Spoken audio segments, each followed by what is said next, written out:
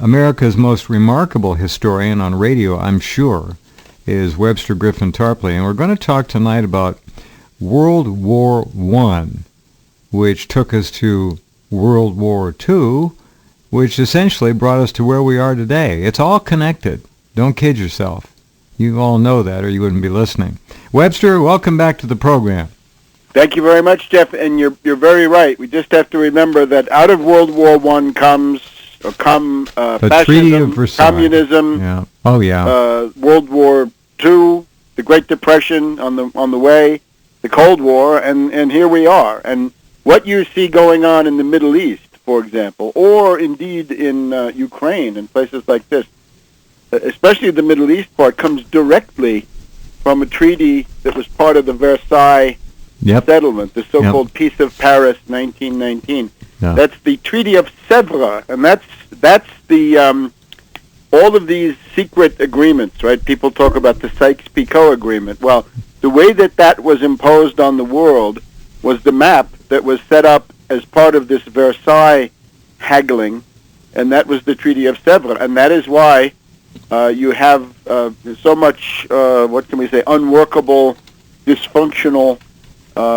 border drawing that has been done. So it's absolutely critical. It's really the beginning of a world crisis that has scarcely ever relented, and which right now is getting worse. I think it might be worth talking about. It certainly is. What's really fascinating, folks, and what Webster's going to talk about, and what I would urge you to do, is go look at a map of Europe and the Middle East before World War I, and look how the whole thing was redrawn after the war. It's really quite remarkable. Go ahead, please. It's a group of treaties. Now let me see if I can remember these. Versailles is the one that often stands for the whole, but that's only Germany, and that's a rather draconian treaty. But then we have some others. The Treaty of Trianon. These are all Paris suburbs, right? You can call it the Paris suburban treaty settlement. It was dictated, of course. Well, they're all siblings in a way, yeah. So Trianon is Hungary, Neuilly is Bulgaria, Saint-Germain is Austria, and then we have Sèvres, which is the Ottoman Empire or Turkey. Sykes-Picot was pretty much also known, wasn't it, as the Asia Minor Agreement or something? But that's what's built into Sèvres. You see, that's where it comes from. Now, the interesting thing is also that nobody would have ever known about the Sykes-Picot Agreement for a very long time, were it not for the fact that the Bolsheviks, Trotsky, once he took over in Moscow, published the contents of the Tsarist secret archives and said, look at this dirty dealing, look what they're trying to do, and so forth, because there was a plan to give Russia various pieces of the Ottoman Empire, right, the traditional enemy. But I think we talked about this a little bit last time. Yeah. Maybe we can talk about it again. We've just had the anniversaries, right? We're right now passing through the 100th anniversary of the beginning of the actual shooting. I think last time we talked about the Sarajevo assassination, which is the detonator. That's June 28th, 1914. So we talked about the 100th anniversary of that. But then there's this dreamland month of July 1914, which is the subject of number of novels and studies about how hundreds of millions of people can be completely deluded about what's going on. Now, naturally, having totally secret diplomacy helps, but we have totally secret diplomacy today as well, so that's not so different. Could be happening. I guess that's the other thing to bear in mind as we go through it, is remember that it gets to look more and more like what we've been going through since the Malaysian airliner in Ukraine, since the coup d'etat in Kiev back in February, right, the fascist government there, all of these things. So, people, one more thing, Webster, then I'll get out of the way. People don't understand. They don't remember how many people died in World War I and were wounded. It's probably about 25 million, except if you add in the influenza epidemic, which is probably a consequence of the economic warfare. You have to remember that Central Europe, Germany, Austria, Hungary, many of these places remained under a sea blockade by the British, and then with the help of the U.S. and, of course, the French. That kept going, right? Even when there was an armistice in November 1918, the sea blockade kept going. Yeah. So there was malnutrition and starvation in Germany and all of those other areas. And that was only lifted when they signed the Versailles Treaty. So it was extorted not only at gunpoint, but under the threat of death by starvation. There was a very ugly story. Right. There was some talk about the possibility that this particular strain of flu was brought over to Europe by American soldiers from Kansas. That's rumbling around the perimeter. No one knows. Webster's right. 50 to 100 million people died of influenza. About 20 million dead in World War I in combat, and a number, around 15 million casualties in terms of injuries. So you got 20 million dead in combat, 50 to 100 million dead from the flu. That's mind-boggling. You can also point out that the cultural impact, the cultural shock, is actually greater than World War II, if only because World War II comes later. The amount of horror that people had been exposed to, they had become somewhat numbed by the time you get World War II. But in 1914, you go from the time it's referred to in English, of course, as the good old days. In American parlance, the good old days means before 1914. For the French, it's la belle époque, right? The beautiful time, the beautiful period of history. So let us look at this. We just want to point out, though, that the big celebration, the big commemoration, I guess we'd say, was on August 3rd, a couple of days ago now, and that was the British and the Belgians decided to mark that as the beginning of the war. August 3rd is the day that the war actually begins in Belgium. In other words, the German army goes into Belgium under the Schlieffen Plan, and we can talk about that perhaps at the end. But I think there are other things that are less known. The day before yesterday, the British held this commemoration, which was based on turning out all the lights at 11 p.m. on the night of August 3rd. The British turned out all the lights in the Houses of Parliament. They have that Millennium Ferris wheel in downtown London, and many of the signs in Piccadilly Circus, I guess, were turned off. And this goes back to a guy we're going to talk about a lot tonight, Sir Edward Grey. Now, I sometimes call him Sir Edward Grey, Earl Grey, the T, right? That's him. And/or Viscount Grey, sometimes he's called. He can be called Lord Grey, too. But I think Earl Grey or Sir Edward Grey. This is the British foreign minister. And this is somebody who embodies a kind of hypocrisy and duplicity which seems to go beyond most public figures that you're likely to see in the last couple of hundred years. He's a monster of perfidy and deception, and he really, in some ways, the fact that this became a world war was his handiwork. So the British had cemeteries in Belgium at Ypres and Passchendaele, where so many millions were killed, and then they had some other events. So millions, we're just folks. coming Millions. out of this. Millions, sure. Verdun is there are parts of the Verdun battlefield where you get up to about 300 dead per square meter, right? So you can imagine what that means. 300 people killed for a square yard, more or less. That's a very, very extreme form. So Earl we got to think about this. Grey lived to be about 80. He lived a very full. He didn't suffer. Look about him. Here's the news, and this I would like to point this out. In the last week or 10 days, the British press, and this includes tabloids like the Daily Mail, but also halfway serious propaganda sheets like the London Daily Telegraph, which to me has always represented one of the main conduits of NATO intelligence in the world. There are some new documents, and I think this is a shock. Why don't we just try to treat this at the beginning, and then we put it in context. See, the idea with the British was that they were the most reluctant, right? Of course, they wanted peace. They didn't want war. They tried to mediate. They were trying to convince Germany and Austria-Hungary to pull back and avoid the worst. And we have this quote from Sir Edward Grey. He says, "The lights are going off across Europe."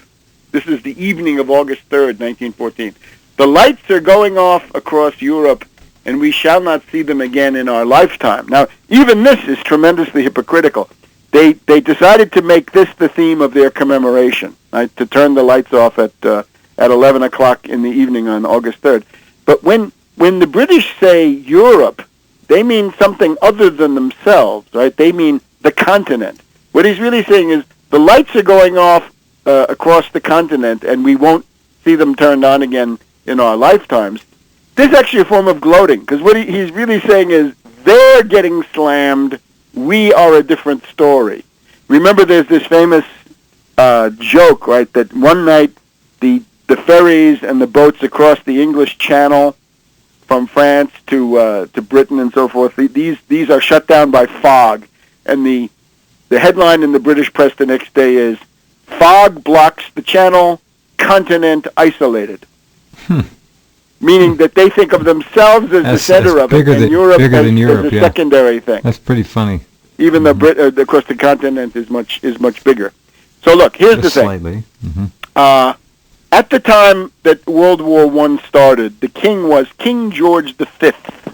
Now, as I show in my essay, which you can see at tarpley.net, I hope people will take a look. There's if you want to hear it presented as a speech, I have it there from 1995 at a conference where I go through the whole story of Edward VII and his son, then King George V, and how they are absolutely critical architects of World War I. And there's also an essay where it's all written up. But by the time we get to 1914, King Edward has died, right? He died as an old roue, right? As a playboy, and haven't heard that word in years. Sorry? That's a great word. I haven't heard that in years. An old roue, yeah, that's him. He is the old roue par excellence. So he died in 1910. He was smoking so many cigars and so many cigarettes that he had a kind of chronic bronchitis, what they call catarrh, and that seems to have eventually overstrained him, and smoker's he died. Cough. He died. Yeah, something like this. So his son is George V, but you have to remember that George V was not the eldest son. There was an elder brother, and that is this Prince Albert Victor Edward, who would have been the king, except that he died. He probably died of syphilis, as a number of top British people did at this point.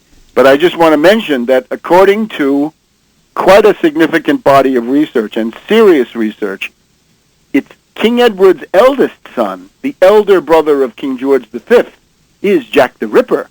He's the guy who goes around disemboweling prostitutes in Whitechapel. So when you look at the British monarchy, right, you've got Edward VII, the homicidal uncle of Europe, who's the guy who creates the alliance system, right? Britain, France, and Russia to, crush Germany and Austria, encircle them and surround them, and then defeat them. And then you've got his son, George V. We're going to learn right now what a villain this guy is. His son, of course, is Edward VIII, the Nazi, right, who had to quit the monarchy because he was so close to Hitler that it was a tremendous embarrassment for them. And lost there a little bit on the side is Edward VII's eldest son, the one that they called Prince Eddie, who is, I think, the most serious candidate to have been Jack the Ripper. But now, by the time we get to 1914, it's time for George V to show what he's made of. Right? This is the second son of Edward VII. So here's the situation. It's August 2nd, 1914, and things are getting really hot. There are mobilizations going on. Russia is mobilizing their army. Germany's mobilizing their army. France is about to mobilize their army, or actually they are already mobilizing. So everybody's moving towards war. And the big question is, will Britain be a part of the war? And if you were looking at this from the outside, you'd say, why, no, they're not an interested party, right? They have nothing to do with Serbia or anything like this, and they're probably going to stay out of it because that's their tradition of splendid isolation, right, that they used to have. Except that they're not. And here's the one key moment that illustrates this. We have other evidence that shows this, but this is a new piece of it. According to the London Daily Telegraph and the London Daily Mail, there has been discovered a bunch of papers in a private home which belong to the nephew of Sir Edward Grey, the Earl Grey, right, the British Foreign Secretary, the Foreign Minister in August 1914. So, and what this talks about is there's a certain amount of circumstantial detail how we get this, but the basic idea is that on August the 2nd, 1914, there was a meeting at Buckingham Palace between King George V, Emperor of India, right, just tremendously powerful monarch, and Edward Grey. And Edward Grey says to the king, I don't see how I can get England into the war. I just don't see it because, Englishmen don't care about Serbia. They don't know where it is. This is sort of the idea, right? They don't like Germany. They don't like Austria-Hungary, but still, it's not worth a war. And of course, the French and the Russians may think that this is worthwhile. But how do I sell this to the British public? So the king says to him,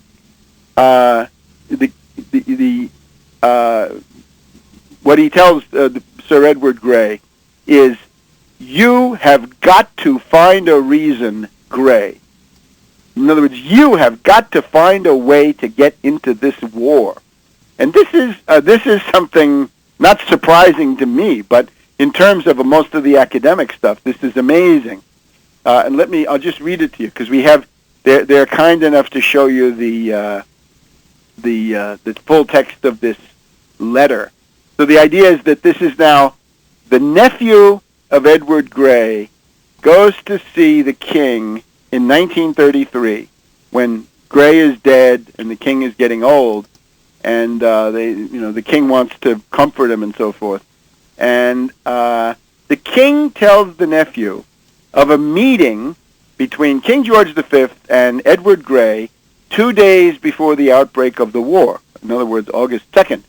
It lasted for 1.5 hours, and the king said that Uncle Edward Grey, sat in the same chair that I was sitting in.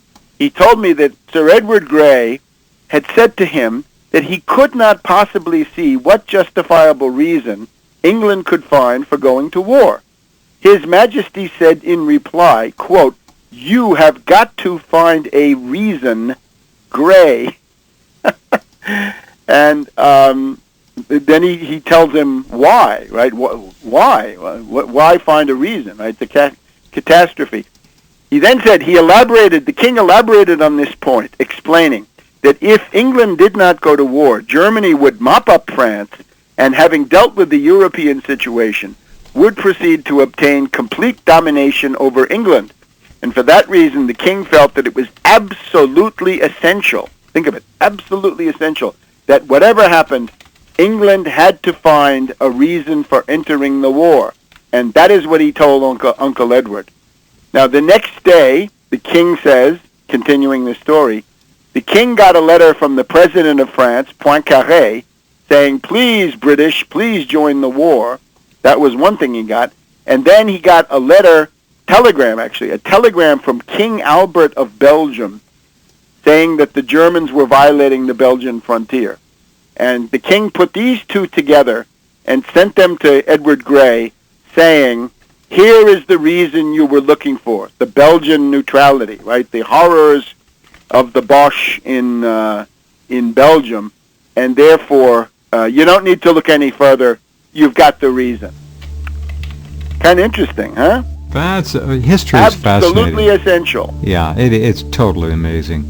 Hold on, we'll come right back with Webster as we continue to take a look at some of the truly momentous events of their times, even though nobody heard about them. Behind the scenes, those smoke-filled rooms, as they say. Be right back. Okay, and let's get right back to our guest, Webster Griffin Tarpley, telling us really some inside stuff that I guarantee you'll never hear anywhere else. Go ahead, Webster. Well, then, so I think just to get a quick overview, right, of what we know about this. First, in order to have World War I, you got to have these alliances. You got to have this triple entente, Britain controlling France and Russia as a nutcracker against Germany. Edward VII assembled this personally. He made the trips. He made the visits. He did the diplomacy, the pourparlers, whatever it is. Well, he also, it's his idea, right? He starts it. It doesn't come from the Foreign Office. It comes from Edward VII. He's the most successful political activist and operative of the House of Windsor. He's politically the most active British monarch going back to what? William the Conqueror. He's just, he's all over everything. And he also assembled, especially in France, but also in England, Russia, Italy, Spain, all over the place, a network. And when we refer to this Edward VII network, we can also refer to it as the Freemasonic lodges. And you can say that the way that World War I came about was that it was a union of the French Freemasonic Grand Orient with the Russian secret police, the infamous Okhrana. That's pretty much what brings you, for example, Sarajevo. That's pretty much it. And this union of the Grand Orient of France primarily, but also Italy, Spain, Portugal, Latin America, and the Okhrana, right, Russian intelligence, takes place under the auspices of the Scottish Rite Freemasons, of which Edward VII is the head. This is Russia before Bolshevism, folks. But it's all over the place. And for example, this is this guy, Clarence Henry Norman writes about this, that Freemasons before 1914, now some of these names are no longer household words, but they once were, right? Poincaré, president of France. Combes, a top French politician. Delcasse, French foreign minister. Briand, right? That's the Kellogg-Briand Pact a little bit later. Viviani, French prime minister. Mitterrand. All of these are, and they even mentioned Mussolini, right? That Mussolini was a Freemason before he became a fascist. Once Mussolini took over as dictator, he crushed the Freemasons because he knew what they were and he didn't want their competition, so to speak.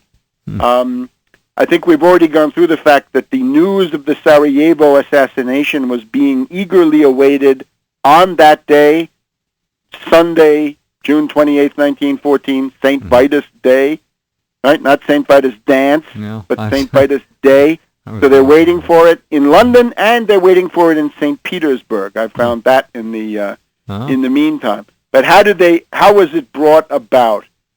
We could just look in briefly at the trial of the conspirators there, the ones who threw a bomb and then got the revolvers going and killed the Austrian Archduke and his wife. We have, the protocols of the court. We have the Q&A, the cross and the recross, and so forth. So here's the cross-examination of Princip. Princip is the guy who shot the Archduke and his... Princip, not Princip. Okay, Princip. Princip. It's Prince, right? I think sometimes with a K, sometimes with a Z. Princip. I think you can do that any way you want. It's sort of gray area. What it was a pretty gruesome murder, and I understand that the carriage is still on display somewhere with the. Unfortunately, the Serbs, in what I think is a terrible public relations mistake at this point, still insist that this guy was a hero who was fighting for their freedom. He was a psychotic patsy maneuvered by British and French Freemasonic groups. Now, one of the people on trial is a guy called Chabrinovich. And let me just read you this testimony. You'll get the idea. Even the names won't mean anything, but you'll get the idea.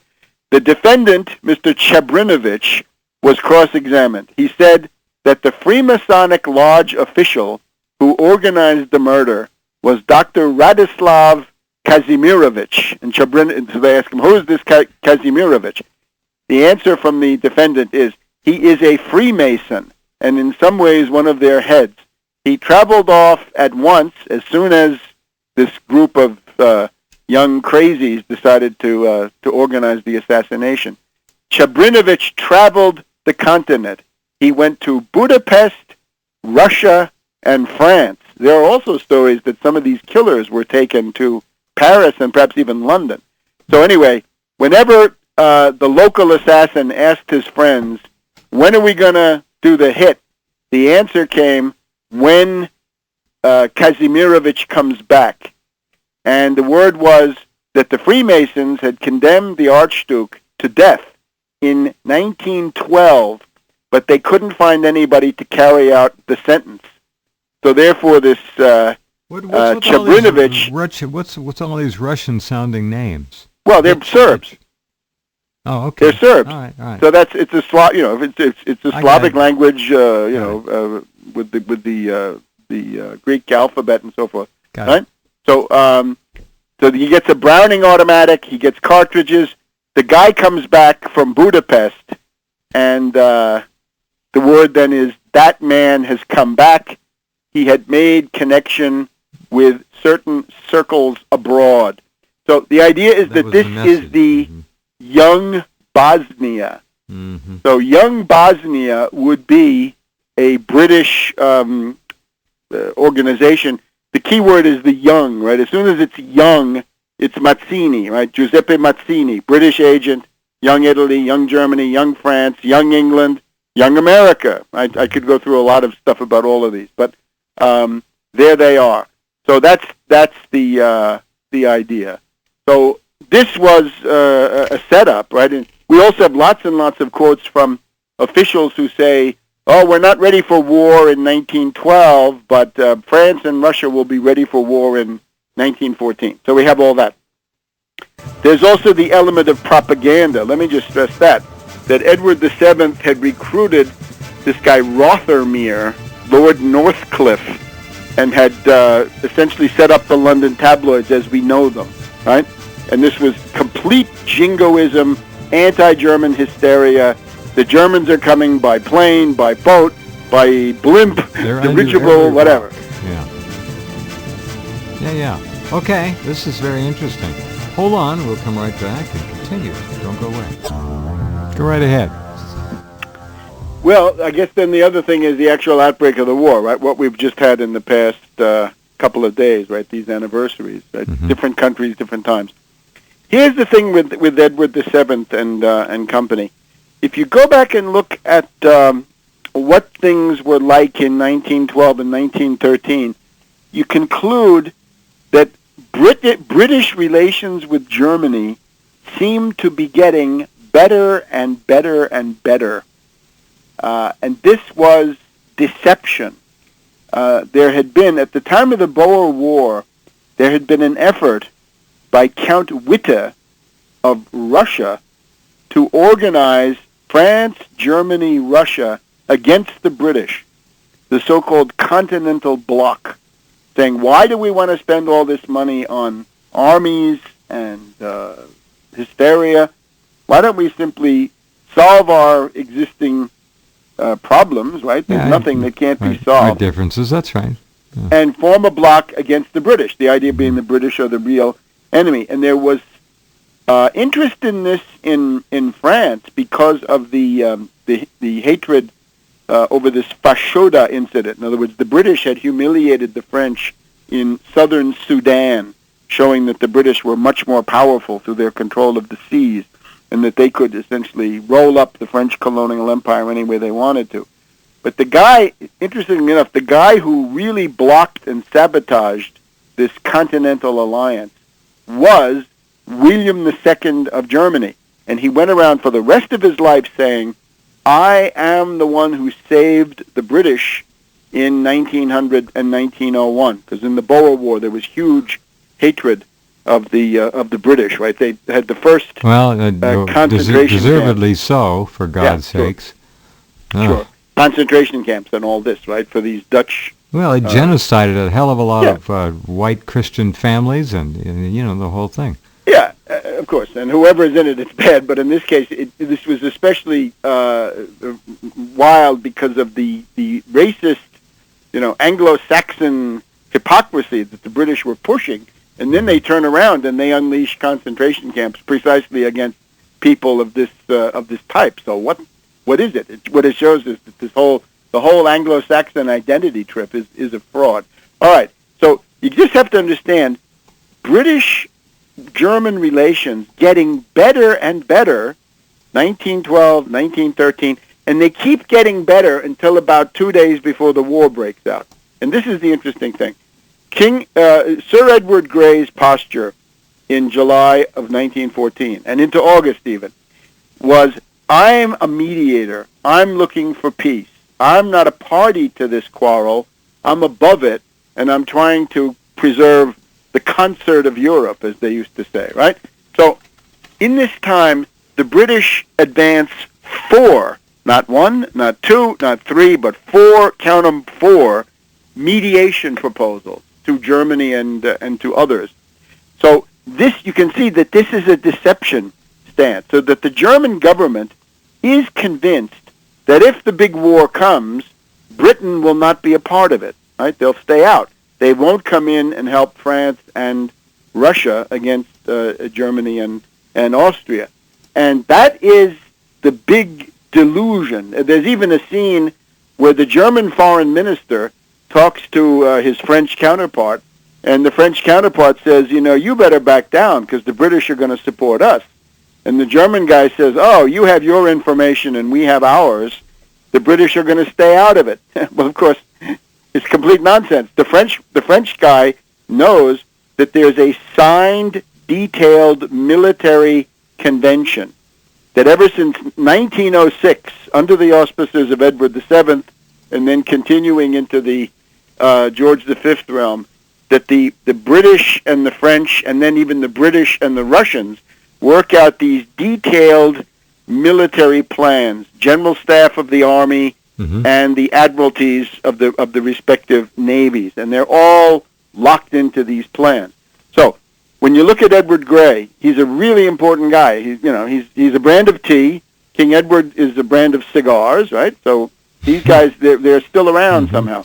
But in the case of Edward Grey, if he had wanted to avoid war, he would not have done this. He would have said to Germany, watch out, you get those Austrians to back down and leave Serbia alone, because if this comes to a big war, we're going to be in it, and that means your goose is cooked.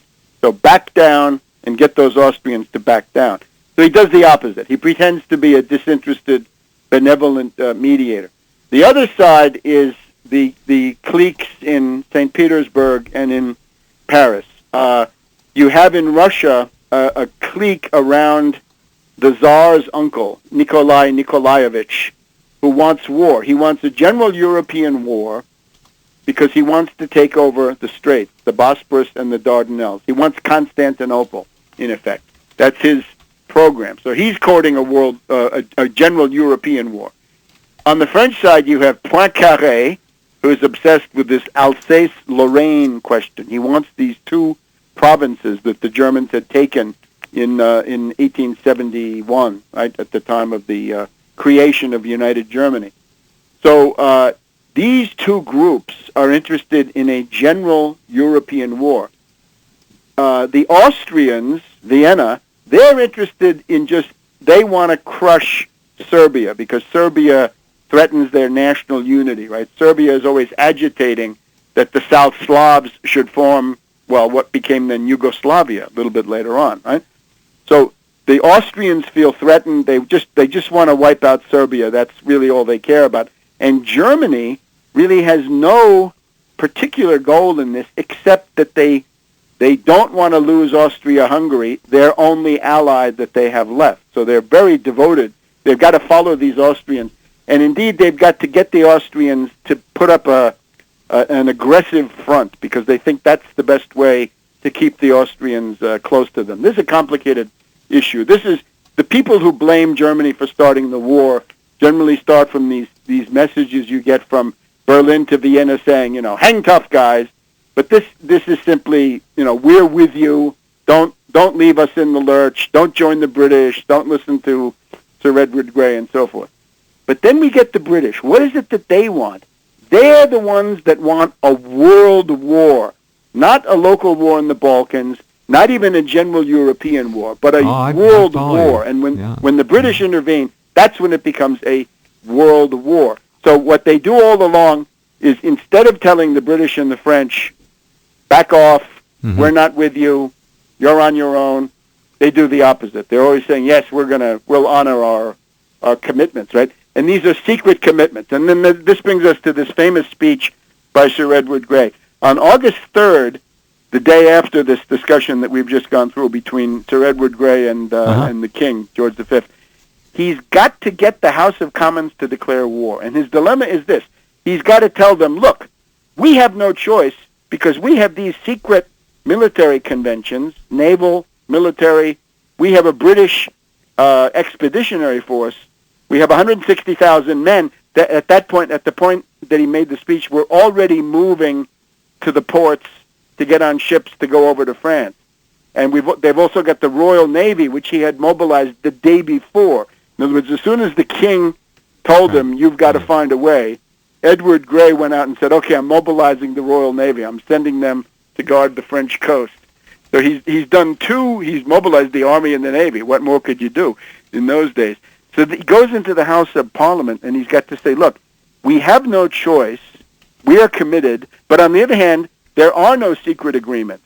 So he's got to say, you guys have to be loyal to the secret agreements which don't exist. And he does it. He threads the needle. And the thing that helps him, the way he gets out of it, is this thing about Belgium, that he says, the Germans have invaded Belgium.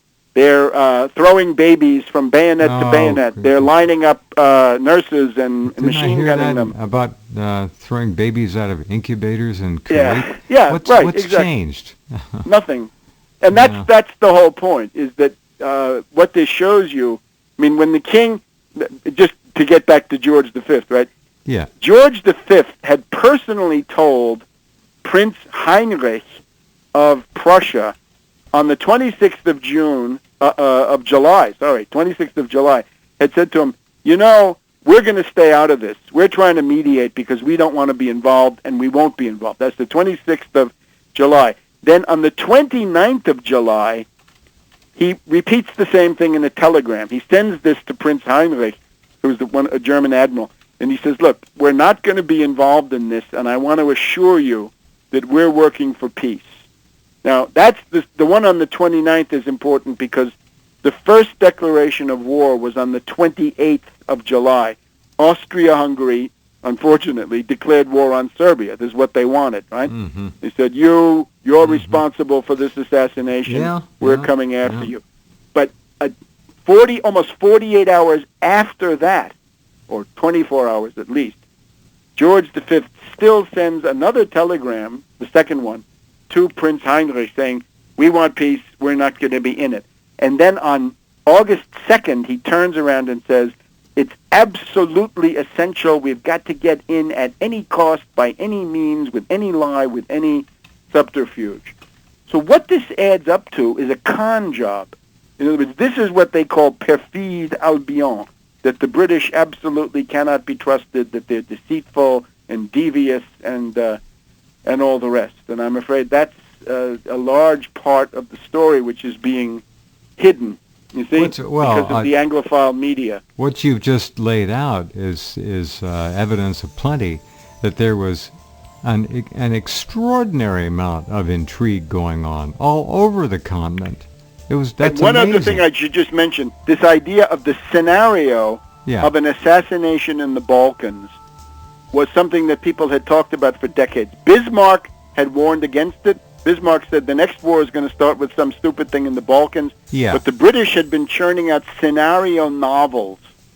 Right? There's one from the 1890s where the King of Bulgaria is assassinated, and that starts World War I. So it's a very well-known scenario, right? It's a well-known gambit that these Freemasons of the Edward VII type are putting forward. Well, so there we have it. Well, that was really a fascinating walk through an incredibly forgotten and incredibly important piece of history. We just don't get it. Thank you for that. Well, now you got it. So don't believe these things. Don't believe Malaysian 17. No. Don't believe Syrian chemical weapons, right? No, for remember all this stuff. Well, we've got it memorialized now in our archives. Thank you for that, Webster. Okay. All right, you be well. Bye-bye. Webster Tarpley. Yeah, we'll see you next month, Webster.